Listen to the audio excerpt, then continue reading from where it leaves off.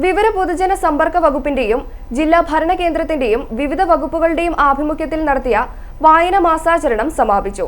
സമാപന സമ്മേളന ഉദ്ഘാടനവും പുസ്തക പരേഡ് മത്സര വിജയികൾക്കുള്ള സമ്മാന വിതരണവും മറിയപ്പള്ളി അക്ഷരം മ്യൂസിയത്തിൽ ജില്ലാ കളക്ടർ ജോൺ വി സാമുവൽ നിർവഹിച്ചു.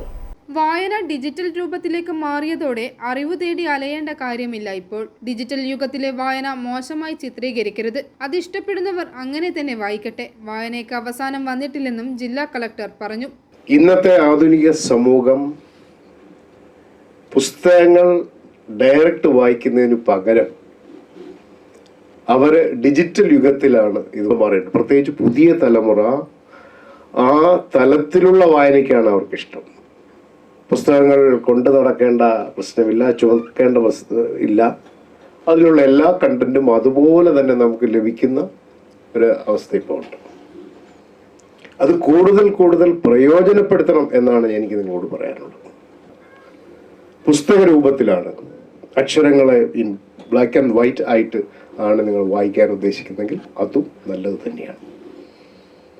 കാരണം പുതിയ തലമുറയെ നമ്മൾ ഒരിക്കലും നീ പുസ്തകം വായിച്ചാൽ മതി, നോവൽ കൊടുത്തിട്ട് അത് പുസ്തകത്തിലുള്ളത് വായിച്ചാൽ മതി എന്ന് പറയേണ്ട കാര്യമില്ല. അവർക്കത് പറ്റാത്ത ഒരു അവസ്ഥയാണ്.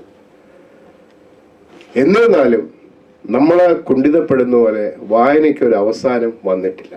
അത് പുസ്തക രൂപത്തിൽ നിന്ന് ഡിജിറ്റൽ രൂപത്തിലേക്ക് മാറി എന്നുള്ളത് മാത്രമാണ് നമുക്കിവിടെ കാണാൻ കഴിയുന്നത്. IPRD regional deputy director KR Pramod Kumar ആധ്യക്ഷം വഹിച്ചു.